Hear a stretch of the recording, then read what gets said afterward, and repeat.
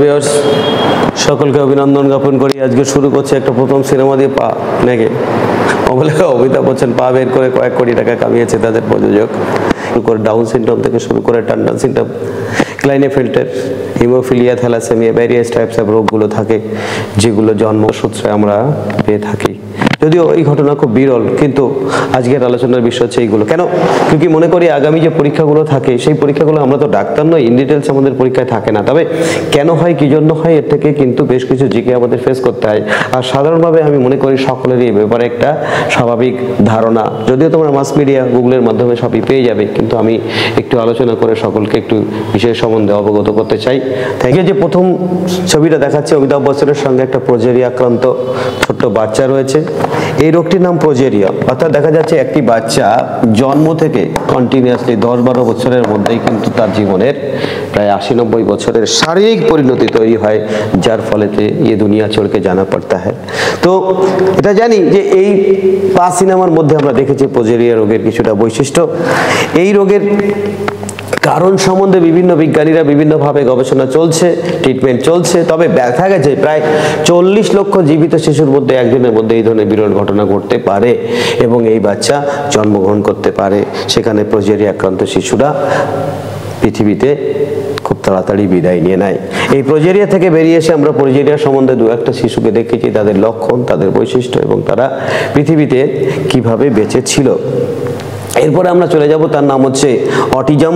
অটিজমটা অত্যন্ত একটা বংশগত হতে পারে, বিভিন্ন কারণে অটিজম তৈরি হতে পারে, যাকে বলে আমরা বলি ASD, অটিজম স্পেকট্রাম ডিসঅর্ডার। এই ডিসঅর্ডারটা কন্টিনিউয়াসলি কোনো শিশুর মধ্যে জন্মগত সূত্র আসতে পারে, জিনগত সংগঠনের মাধ্যমে আসতে পারে।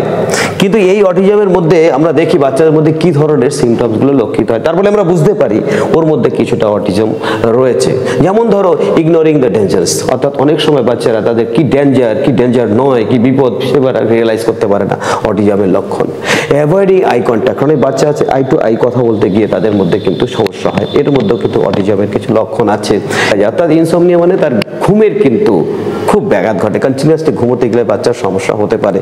সেক্ষেত্রে আমরা দেখেছি হাইপার অ্যাক্টিভিটি কিছু বাচ্চার মধ্যে দেখায়, অকারণে বিনা কারণে কন্টিনিউয়াসলি যে কিন্তু এদিক ওদিক যাওয়ার মতে। তবে বাচ্চাদের মধ্যে হাইটের রেট থাকবে, কিন্তু অতিরিক্ত যদি মনে হয় তাহলে দেখা যেতে পারে এই ধরনের কিছু। কোনো বাচ্চার মধ্যে একটা রিপিট কিছু কাজ করার মতো প্রবণতা কাজ করে, তার মধ্যে থাকে, কিন্তু বেশি হলেই আমরা তাকে অটিজমের লক্ষণ পেয়ে যাই। আর সেন্সিটিভিটি টু লাউডস, বাচ্চারা আওয়াজে কিন্তু ভয় পায়, কিন্তু কন্টিনিউয়াসলি বড় হয়ে যাওয়ার পরে যদি এই সিমটমস লক্ষিত হয়, অটিজমের লক্ষণ আছে।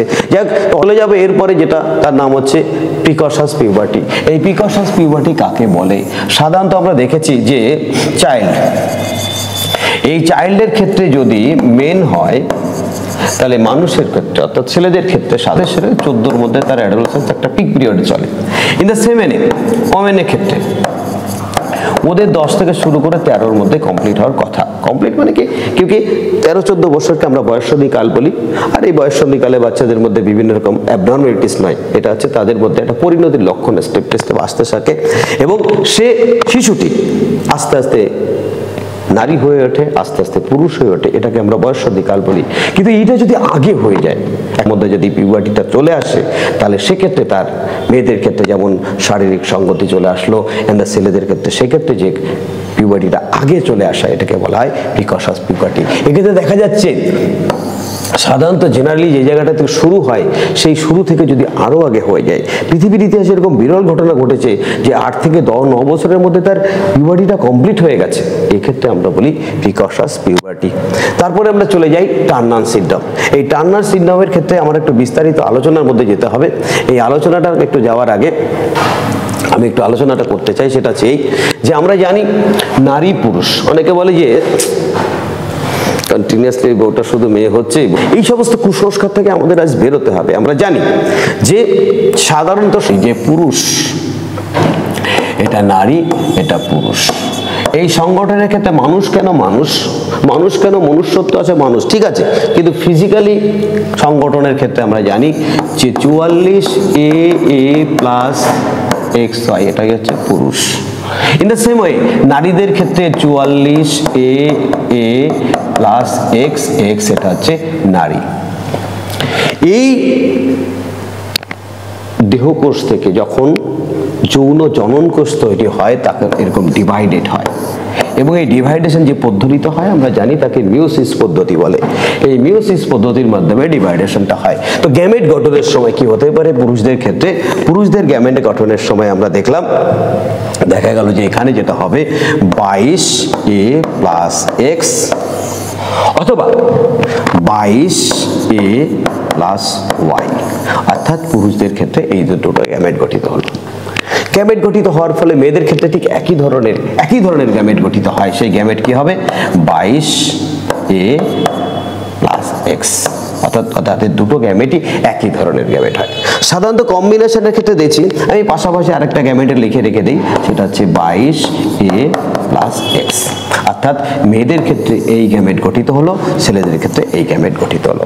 এখন যখন ফার্টিলাইজেশন সংকরায়ন কমপ্লিট হলো, ঠিক সেই সময় কি হতে পারে? সেই সময় আমরা যেটা দেখব সেটা হচ্ছে কিনা আমরা তখন দেখব কি হতে পারে। সাধারণত দেখা গেছে যে যদি এর সঙ্গে এর কম্বিনেশনটা হয়, তাহলে সেই যে 44A অর্থাৎ 44টি অটোজোম XX, এই XX যখন হলো সঙ্গেই বুঝতে হবে এটা হচ্ছে মহিলা, এটা মহিলা। ওকে, ইন দ্য সেম ওয়ে যদি এর সঙ্গে এর কম্বিনেশনটা হয়ে যায়, তারপরে যেটা তৈরি হবে তাকে আমরা কি বলি?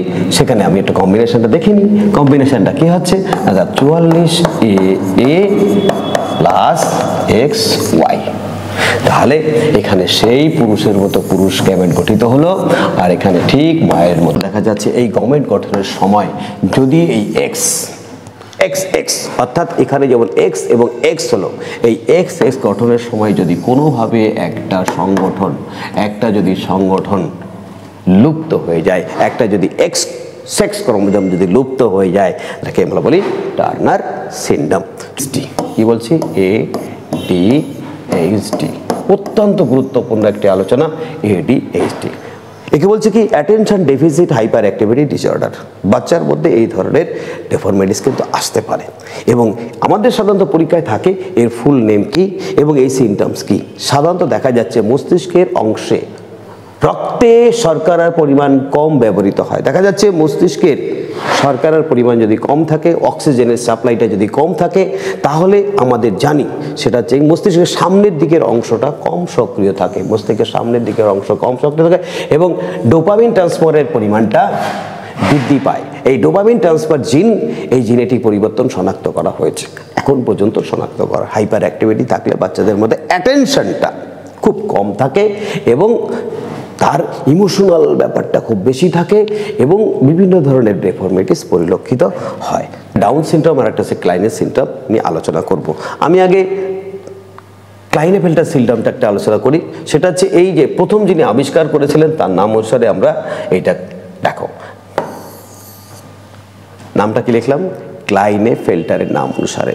সাধারণত দেখা যাচ্ছে আর কি ক্রোমোজোমের সংখ্যা আমি লিখেছি 47টা। বোকাইছে কিউকি এখানে পরিষ্কার দেখা যাচ্ছে যে সাধারণত 1 2 3 4 কন্টিনিউস করতে করতে আমাদের ক্রোমোজোম সংখ্যা যেমন 22 জোড়া হয়ে যাচ্ছে। 22 জোড়া মানে 44টি অলরেডি হয়ে গেল। এই 44টির পরে যখন আমার সেক্স ক্রোমোজোমের ক্ষেত্রে গিয়ে সংখ্যাটা থাকার কথা 2, যখনই সেটা 3 হয়ে যাচ্ছে, অর্থাৎ এখান থেকে আমরা পরিষ্কার বুঝতে পারছি কি না, এই যে 44 প্লাস 3 হয়ে গেল 47।